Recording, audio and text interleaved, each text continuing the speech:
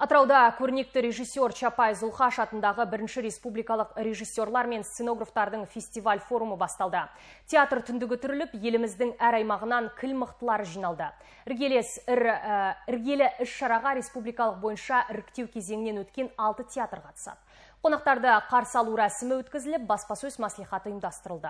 Алдағы 2 күндік жұмыс жоспары талқыланды. Салтанатты шараның ашылуына облыс әкімінің орынбасары Жасұлан Бейсенбиев қатысты. Айта кетейік, спектакльден бөлек режиссура мен сценография бойынша жас мамандарға шеберлік сағаттары өтеді.